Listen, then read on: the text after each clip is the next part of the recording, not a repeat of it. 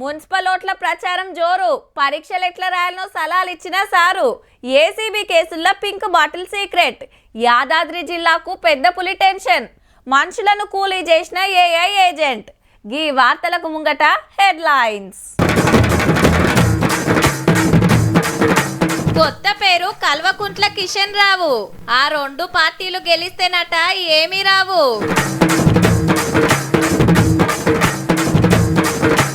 Car కేయకుంటే పోతాయట కండ్లు.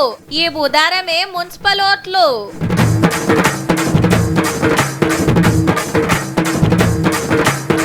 Pink బాటిలే పట్టిస్తుంది లంచం.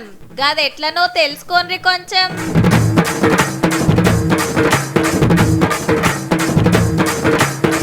యాదాద్రి జిల్లాలో పులి వానికిస్తుంది ఆరంకెళ్ళి.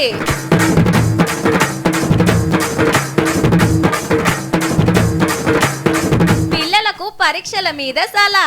ప్రధానమంత్రి చెప్పుడే బలా.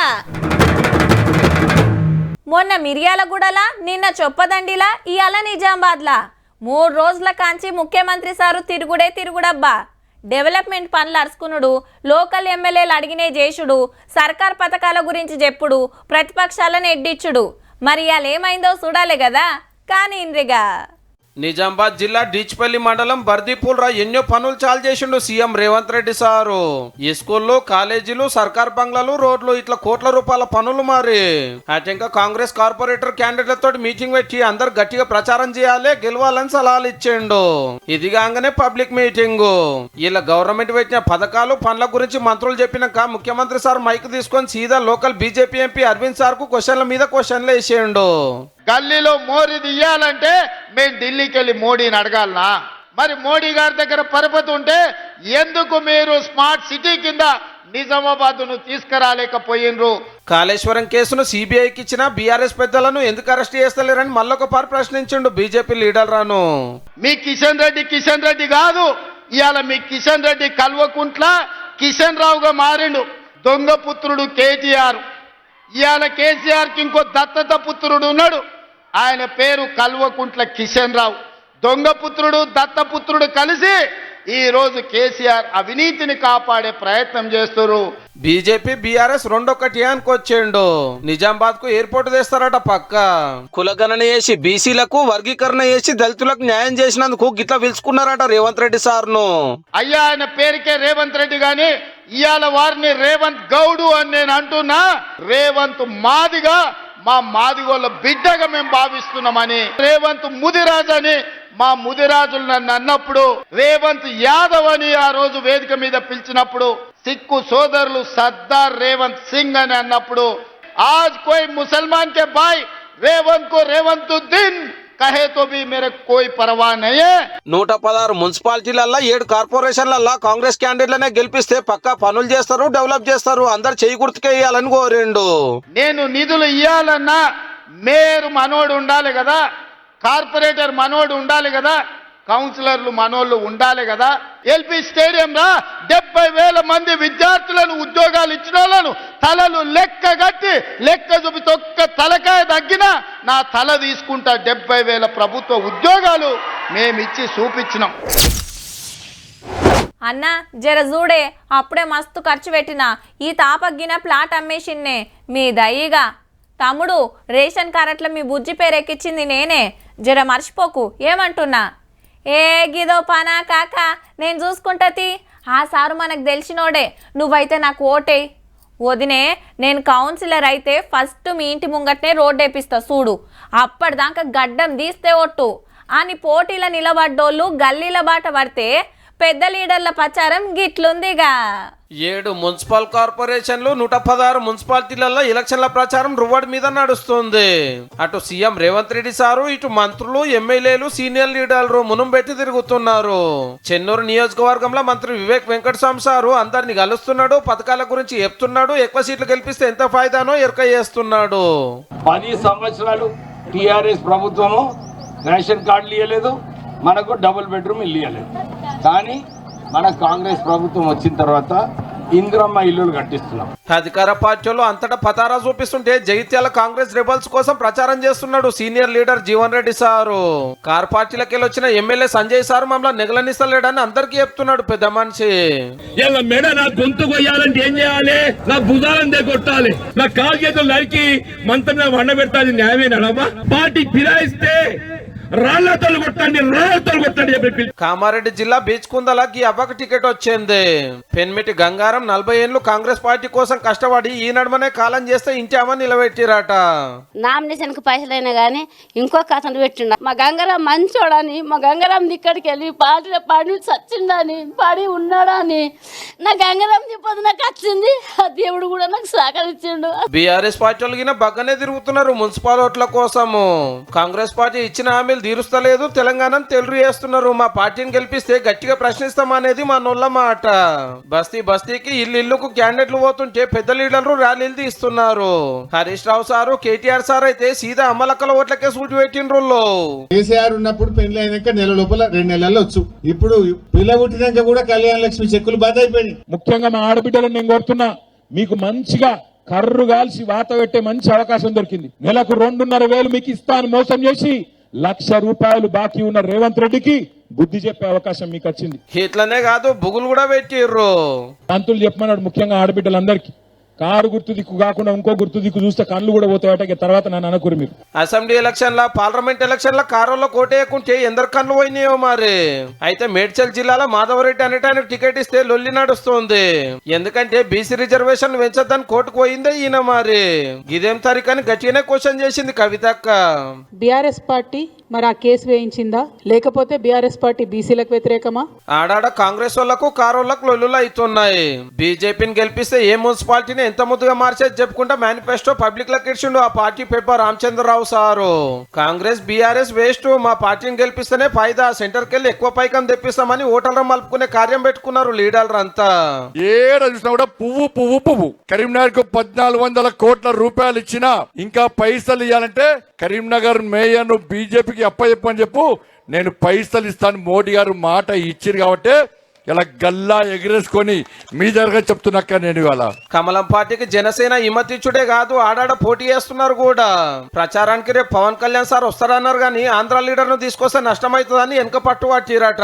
తతిమ లీడర్లు బగ్గనే కష్టపడుతున్నారు. బుధవారం నాడే మరి ఓట్లు.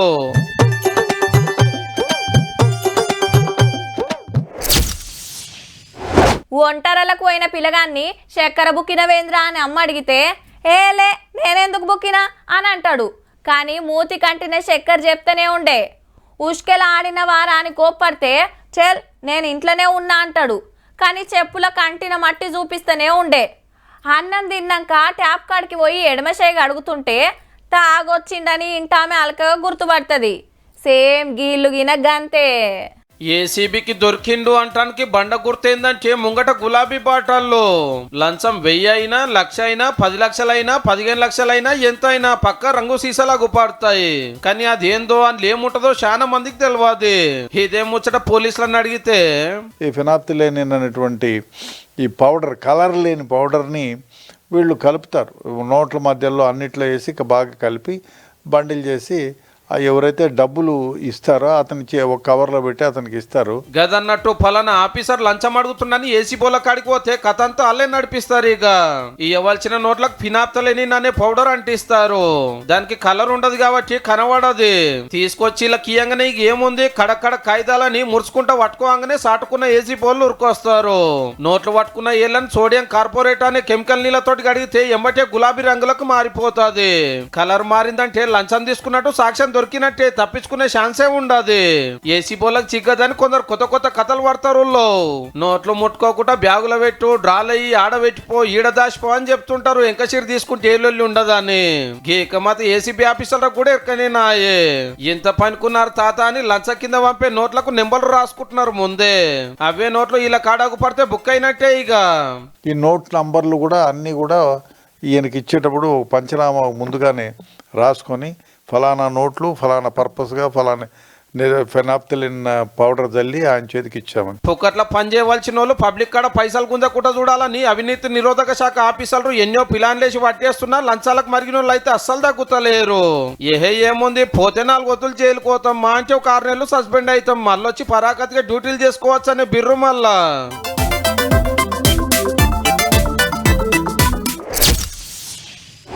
పోరలకు పరీక్షలు అంటే చాలు గా టెన్షన్లనే చదివింది సగం ఎగిరిపోతుంది. రాత్రంతా కూర్చొని బట్టి పడతారు. సెంటర్లా పేపర్ చూస్తే ఏడుపు ఒక్కటే తక్కువ, చదివింది ఒక్క క్వశ్చన్ కూడా రాలేదని. ఇటు పక్కోడు చూపిస్తాడా ఎదురుంగోడు చూపిస్తాడా అని దిక్కులు చూస్తుంటారు మనోళ్ళు. ఇక షిట్టీలు పెట్టే బ్యాచ్ ఏరే ఉంటుంది అనుకోండి. గసంటోళ్ళ కోసమే గీ వార్త. ఏం టెన్షన్ పడకుర్రి, పరీక్షలెంత అటు లెక్కెంత, అందరు రాస్తలేరా, మీది చదువులకు పోతలేరా, మీరిగిన మంచిగా రాస్తారు, పక్క పాస్ అవుతారు అని పోరలకు ధైర్యం చెప్పిండు ప్రధానమంత్రి మోడీ సారు. ఢిల్లీ, అస్సాం, ఛత్తీస్గఢ్, తమిళనాడు, గుజరాత్ కెళ్ళి స్టూడెంట్స్ ఢిల్లీలో సారింటికి వస్తే చక్కటి సలహాలు ఇచ్చిండు. పరీక్షపై చర్చ పేరుతోటి 17 పెడతాండు గీ కార్యం. मैंने दोस्तों के साथ फोन पे ज्यादा बात कर ली. एक टीवी सीरियल था तो मैं 30 मिनट उसमें लगा दिया. टाइम पास और डेटा सस्ता है भारत में. మార్కులని ర్యాంకులని దిమాగ్ ఖరాబ్ చేసుకోకుర్రి, నేర్చుకునుడే ముఖ్యం. 4 వద్దులు ఫోన్లు బంద్ పెట్టమని కోరిండు.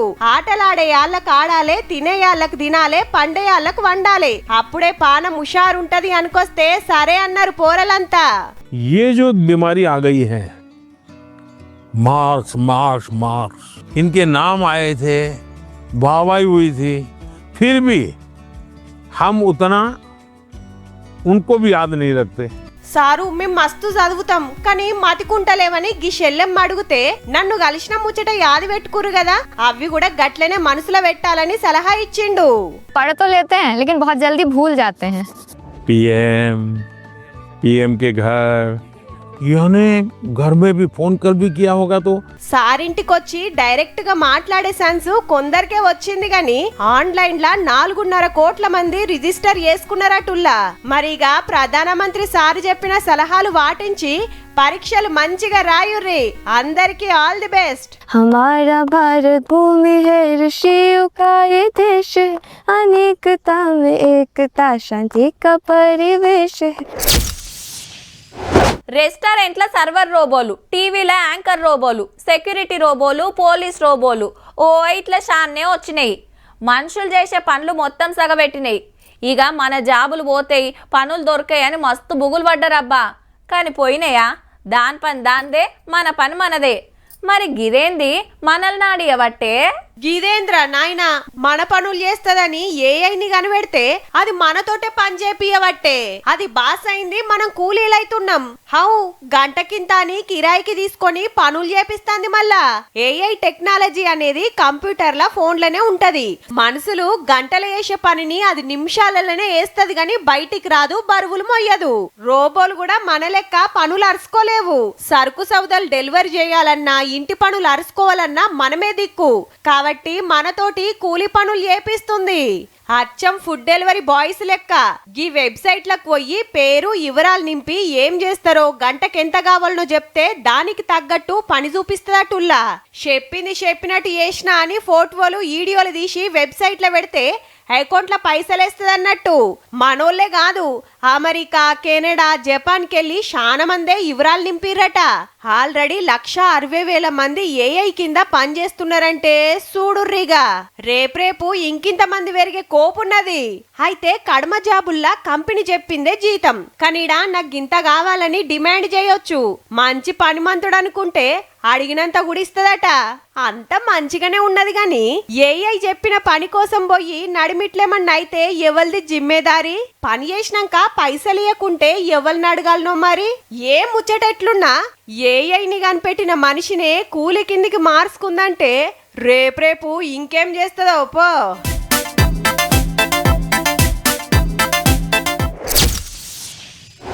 అరే ఏంది సేటు, 100కు 30 రూపాయల కమిషన్ అంటే ఇక మేము దందాలు ఎట్లా చేయాలి? జర తగ్గించుకోరాదు. ఎంత అమ్మితే ఏం ఫాయిదారా? పొద్దంతా కష్టపడితే పొద్దుముఖంగా వచ్చేతకపోతూనే ఉండే. నీ అవ్వ పేరుకే సొంత దుఃఖనం కానీ గిరాకైతే పైసలు మొత్తం అటేవాయే. ఏమన్నా దయదలిచి ఇస్తే ఇచ్చినట్టు. గిట్లుంటది ఫైనాన్స్లో పైసలు తీసుకొని వ్యాపారాలు చేస్తోళ్ళ కథ. జరంతా అటు ఇటుగా గాళ్ళ తిప్పలు సుత గంతేనబ్బా. అందుకే గిద్ తీసుకొచ్చిండ్రు మళ్ళా.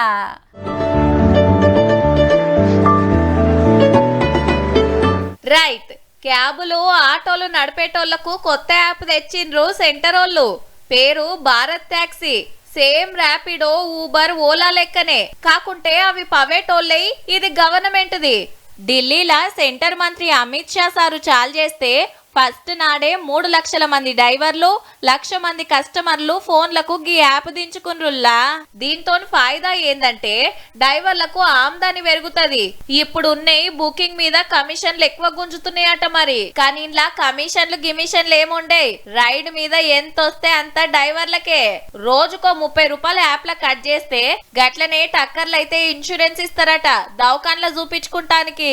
अभी आपकी टैक्सी का पहिया किसी और को कमाई कराता है, अब आपकी टैक्सी का पहिया आपकी कमाई कराए. మరి కస్టమర్లకు ఏం ఫాయిదా అంటే కార్ అయినా, బైక్ అయినా, ఆటో అయినా బుక్ చేసుకుంటే పగటిలైనా, రాత్రైనా, ఎండగొట్టినా, వానొచ్చినా ఒకటే రేటు. ఏ కాన్ ఎక్కువ తీసుకోరట. అదే పవేట్లున్నాయి, ఆనబడితే పైకం గుంజుడే గుంజుడు, ట్రాఫిక్ జామ్ అయితే పిండుడే పిండుడు. గవర్నమెంట్ యాప్ ఇప్పటికైతే ఢిల్లీ, గుజరాత్ లో నడుస్తాంది. 3 ఏళ్లల్లా దేశమంతా పనిచేస్తుందట. అబ్బా, మన కాడిగిడ చెప్పునొస్తే బాగుండు అనిపిస్తుందిలే.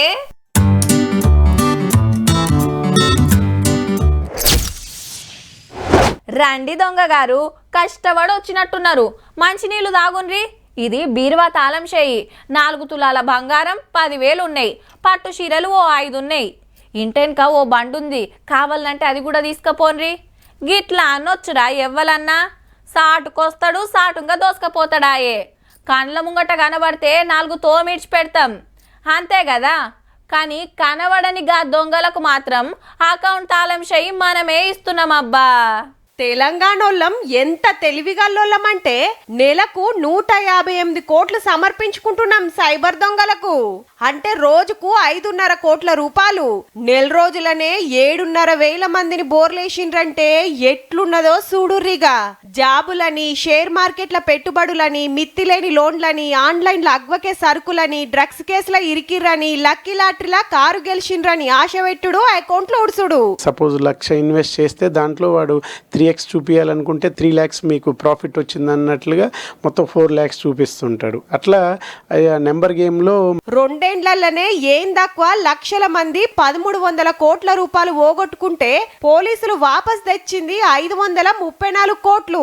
సైబర్ దొంగలు ఏడుంటారో ఎట్లుంటారో ఎవ్వరికి తెలియదు. ఫోన్ నెంబర్లు దొరకబట్టి ఉబ్బిచ్చి ఊరిచ్చి ఆగం చేసి పాడైతారు. మీరు ఆ కేసులు ఇరికిండ్రు, మీ ఓడు మర్డర్ కేసులో బుక్ అయిండు, కేసు కావద్దంటే పైసలు పంపుండ్రని గుంజుడు కూడా జోరే ఉన్నది. పోలీస్ తరపున అలాంటి ఆన్లైన్ విచారణలు అండ్ డిజిటల్ అరెస్ట్ అనేది లేదు. అరెస్ట్ అంటే ఫిజికల్ కన్ఫైన్మెంట్ ఆఫ్ ది పర్సనే ఉంటది. గమ్మతేందంటే గట్ల మోసపోతుంది 190 మంది సిటీల్లో ఉండేటోళ్ళు, బగ్గ చదువుకున్నోళ్లే, మంచి జాబులు చేస్తున్నోళ్లే. కాబట్టి ఎవ్వరు ఏది చెప్తే అది నమ్మకుర్రి, లింకులు తెరిచి ఆగం కాకుర్రి, అటెన్కా నెత్తికి చేతులు పెట్టకుర్రి. ఇక ఉంటాం మరి.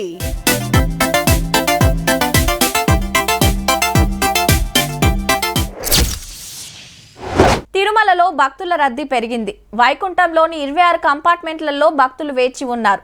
దర్శనానికి 18 గంటల సమయం పట్టవచ్చు. టైం స్లాట్ దర్శనానికి 6 గంటలు, 300 రూపాయల దర్శనానికి 4 గంటలు పట్టే అవకాశం కనిపిస్తోంది. కాగా నిన్న 61,000 మంది స్వామివారిని సేవించుకున్నారు.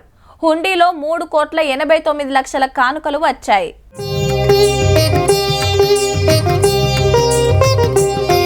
తిరుపతి కొండ మీద కొత్త రకం సీక్రెట్ కెమెరాలు పెట్టిర్రుల్లా. ఏఐ టెక్నాలజీ తోటి పనిచేస్తాయి. ఎల్లమే దర్శనం చేపిస్తాయి. లైన్ లో ఎంత మంది ఉన్నారో టక్క టక్క లెక్క చెప్తాయట. ఫేస్ రికగ్నిషన్ కెమెరాలు మరి. అంటే మొఖాలు గుర్తుపట్టి ఎందరున్నారో చూసి ఎంకన్న దర్శనానికి ఎంత టైం పడుతుందో అందాజగా చూసుకొని అంతకంటే ముందే పంపిస్తానికి మంచిగా అక్కరెత్తదని గుడ ఆఫీసర్లు చెప్తారు. కమాండ్ కంట్రోల్ సెంటర్ కెళ్ళి ఎప్పటికప్పుడు చూస్తూనే ఉంటారు. మాడవీధులల్లా దేవుని వాహన సేవల ఏ పాటి భక్తులున్నారో జప్పున తెలిసిపోతుందటిగా. అదే మనం లెక్క పెట్టాలంటే అవుతుందా? అంతేకాదుల్లా భక్తుల నడుమ దొంగ భక్తప్పలు వచ్చినా ఎంబటే గుర్తుపడతాయి. గసంటోళ్ళు అరెస్ట్ అయితే ఫేస్ ఫోటోలు దింపి పోలీసులు ఆన్లైన్ లో పెడతారు కదా, గవి ఇళ్ళ కాడికి కూడా వస్తాయి. ఈడికి రాగానే దొంగ దొంగ అని సిగ్నల్ ఇస్తుంది, సట్న పట్టేస్తారు. పిల్లలు పెద్ద మనుషులు ఒక ఆట కలిసినా ఫలానా జాగాలు ఉన్నారని చూపిస్తుందంటే ఎంత టెక్నాలజీ చూడుర్రిగా. అంటే దర్శనాల కాంచి దొంగల్ని పట్టేదాక ఆల్ రౌండ్ అరుచుకుంటాయి అన్నట్టు.